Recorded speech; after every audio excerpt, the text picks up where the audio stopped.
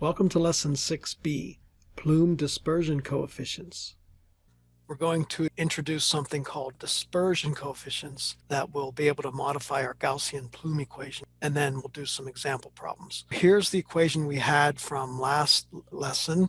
I called it the simplified Gaussian plume diffusion equation, which was equation 3 in our numbering system. We can simplify that further by defining something called dispersion coefficients. We're going to define two of them. Sigma y is defined as square root of the quantity 2 times x times dAjy over u, and then sigma z is defined in the same way except with dAjz. What we're doing basically is combining some of these terms here. There's an x dAjz and a u. In other words, when you plug these into here, you can reduce equation 3 to the Gaussian plume equation, but it does not have buoyancy. We're still not accounting for buoyancy. And I just wanted to point out one thing here. In our original equation, remember we had this x in the denominator. So x equals 0 is a singularity. Cj goes to infinity there. We have a point source, so that makes sense. Well, we still have retained that because the sigma y and sigma z are in the denominator now, and sigma y has an x in the numerator, sigma z has an x in the numerator, square root of x actually. So you still have your x in the denominator. So at x equals 0, we still have a singularity.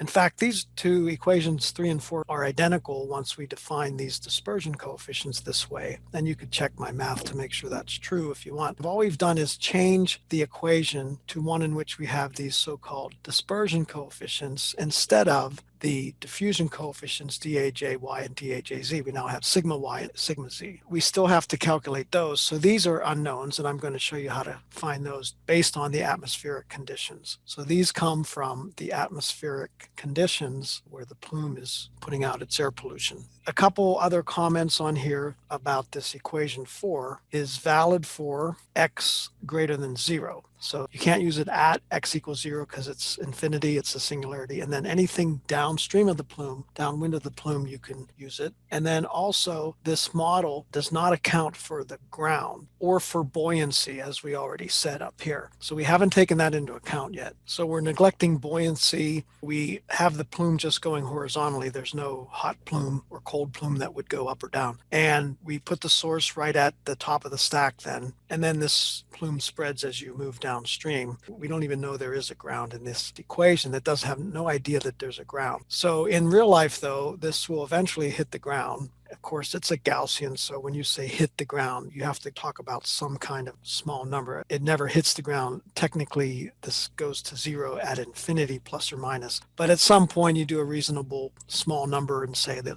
concentration is below a certain value when it, quote, hits the ground. This, of course, would be x equals 0, and we'll call this x equal x sub g for where it hits the ground. We don't know where that is yet. I'll do some analysis with that later. But for now, let's just say that equation 4 is valid for 0 less than x less than xg. Once it hits the ground, it'll still be valid up in this region, but anything below after it hits the ground in this region, we have to talk about that and treat that a little more special. So in summary, this equation 4 is useful for Gaussian plumes without buoyancy and for the range 0 to x to xg. Plus all the other assumptions and approximations we made before, such as steady, constant u, etc. All right, so now the problem remains how to get these dispersion coefficients now, sigma y and sigma z. And the answer is empirically. In other words, we have to measure these plume diffusion coefficients in various wind and weather conditions. Meteorologists have done this. These are too complex to figure out analytically. So you can do computer simulations or you can do actual experiments. So the ones we're going to using are old values based on some experiments that were done many years ago. In fact, many decades ago, but they're still useful. The atmosphere hasn't changed. The behavior of these plumes hasn't changed in decades, as long as you describe them well. Yeah, just because things are old doesn't mean they're useless. Yeah, you tell them, Pops. So these sigma y and sigma z depend on many things. The terrain. So do you have forest? Do you have a city with lots of buildings? Do you have mountains, hills, etc.?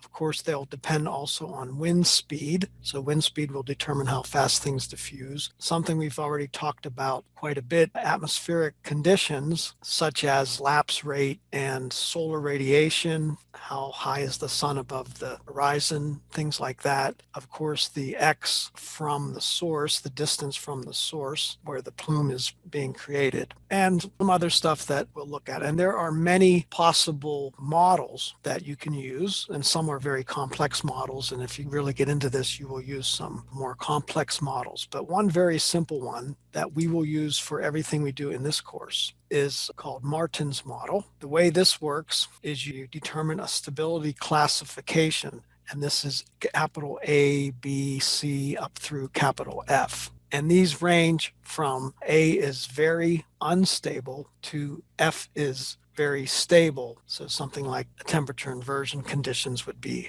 F. Something very unstable would be when you have, like we talked about before with lapse rate, a very large lapse rate in the red zone to the left of that neutral, as we talked about previously. So Martin's model is actually fairly simple. It's sigma y is equal to some coefficient A times x to the b power, and sigma z is some coefficient c, x to the d power plus f. And so these are nice, simple equations. The only difficult thing, and students have made numerous mistakes with this, so I'm warning you that these are engineering equations, and so x is in kilometers, but when you get your answers, sigma y and sigma z are in meters. These are engineering equations, which mean you just have to put in the values exactly in the proper units, and the proper units here are x in kilometers.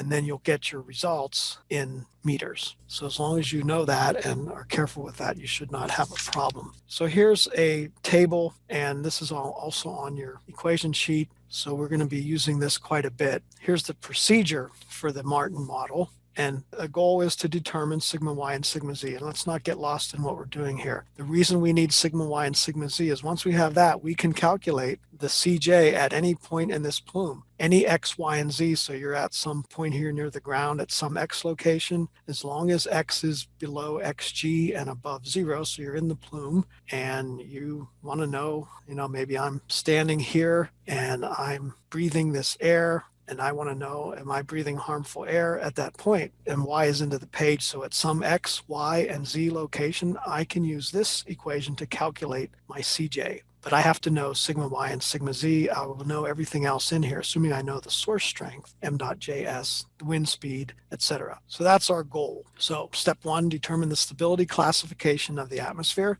And those are the letters A, B, etc. using table 1. Then we determine constants A, B, etc. using table 2. And then we use these equations, which I rewrote here, retyped here. So we use these equations to get our sigmas. And again, I caution that x is in units of kilometers, but sigma y and sigma z are in units of meters. So here's table 1, stability classifications with Martin's model. And I'd comment here, stability increases as classification letter increases. So A goes from very unstable or red to nearly neutral around C and D, and then very stable is blue, F, the same color coding that we had before. And they also depend on the wind. These wind values are in meters per second. And then these footnotes are very critical.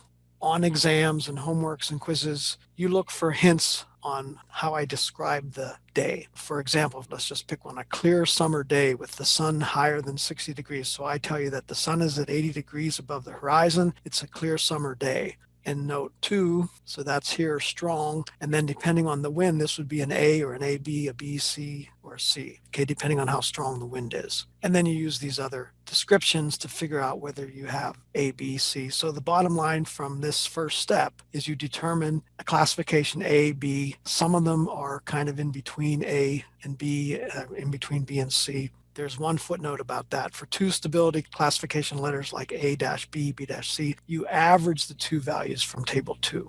Step 2, use table 2 to find these A, B, C values. Now, notice there's no E. They skipped E so that you don't confuse that with E as a EXP, the exponential function. So class A, B, C, D, E, F, and then here's your coefficients for all x. A and B are these values for all x's, depending on the class. They depend on class, of course, but they don't depend on x. For C, D, and F, however, they depend on x. If x is less than a kilometer, or if x is greater than a kilometer, you use these values. For that, you use these values when x is greater than a kilometer. And so once we have those, you decide which letter you have, and then you figure out which of these coefficients you have. And if you're at, for example, a CD, your A would be the average of these two. Your B would be the average. Well, these are all the same. Your C would be the average of these two if your x is less than a kilometer. Your F would be the average of these two if your x is greater than a kilometer. So you get the idea. And then finally, step 3 is to calculate these dispersion coefficients. So let's do a quick example, and you'll have to do this as part of calculating all the plumes that we do from now on. We'll be doing a number of plume calculations once we add the ground and we add buoyancy, etc. So let's look at this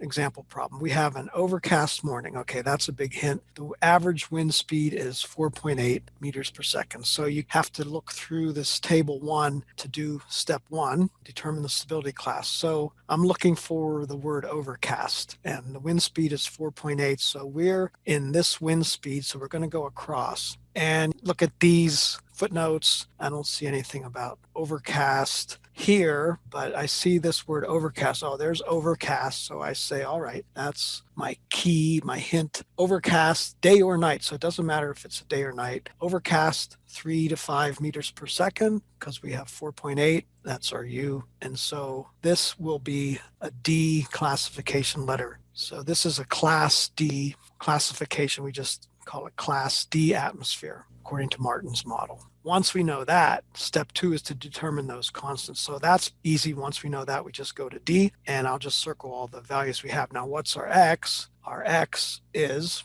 2.0 kilometers, which is greater than 1 kilometer. So we use this table, and this is valid for all X. So our A is 68, our B is that, our C is that, our D is that, and our F is that value. So let's just summarize. So I just wrote down all those coefficients, and now we can calculate sigma y is equal to ax to the b, plugging in all these coefficients and our x in kilometers. This is the only tricky part. Then you don't worry about units, you just get your answer in meters. Sigma y is 126.37 meters, and sigma z is 50.634 meters. So that's our sigmas, and then I'll do another example here. For this final example, I want to do what we really want to do in these kind of problems, is calculate the mass concentration of the air pollutant of some species J, and I give you X, Y, and Z, so some location downwind of the plume, and I have to also give you m.js, so that's the source strength. And so if that's known, then we should be able to calculate. We have everything we need in this equation. And so again, we're assuming no buoyancy in this plume, and we haven't done anything with the ground yet. But just out in the air somewhere where there's this plume, we can plug in this equation and generate our final answer. I plugged in all the numbers, and here's our final result in units of kilogram per meter cubed, which is a mass concentration, but we usually do that in milligrams per meter cubed, so I'll have to convert. But I just wanted to point out a couple things here. When you do any analysis in any course, anything you're doing with an EXP function, everything within these brackets, everything in here has to be non-dimensional, has to be no units, and all the units must cancel, because EXP of anything, what anything is in there inside the brackets, has to be no units. And you can see that the meters here cancel, so this is dimensionless. The units here, the seconds cancel, so we get kilogram per meter cubed. And like I said, we usually don't give mass concentrations in these small numbers with kilogram per meter cubed, but rather in milligrams per meter cubed. So 10 to the 6 milligram per kilogram. And that gives us then our final result, which we would write CJ is equal to 3 digits, 146 milligram per meter cubed, which is our prediction. And now you can compare that with PELs or with the NACs, depending on what this chemical is. I just want to make another comment here. Based on these dispersion coefficients that we calculated, notice that here sigma y is greater than sigma z. So what does that mean? That means that this plume is spreading more rapidly in the horizontal or y direction than it is in the vertical or Z direction. So this is a somewhat stable plume because it's spreading more rapidly horizontally than it is vertically. This might be moderately stable kind of a plume. Therefore, what are we looking at? We're at some X location. This is X equals 0, and we're at X that was given 2.0 kilometers. So let's just suppose that's here at X equal 2.0 kilometers. And we're not on the center line in this problem, but we're at a Y value. It's on this top view. We're at some Y value that's here, and we're at some Z value that's a little bit further than that. These may not be the same scale vertically and horizontally with the Y's and the Z's, but our Y was 4.5 meters. Our Z was 5.6 meters. So they're at this location. So this is the location of interest in the top view and the location of interest in the side view. And we see that this plume is spreading more rapidly horizontally than vertically, like I said. So you will have some practice with these plumes. And one other thing I wanted to comment, notice that these plumes are generally symmetric across X. So it doesn't matter if you're going to the left or the right or the top or the bottom of the plume. And you can see that's true here because whether Z is positive or negative or Y is positive or negative, it's not going to matter because those terms are squared. So you really only have to calculate half of it. But you should be able to calculate CJ at any given location as long as you know the source strength, the location, and you know what the kind of plume you have. And then later we're going to add buoyancy, and we have to deal with what happens when this plume gets close to the ground. Thank you for watching this video. Please subscribe to my YouTube channel for more videos.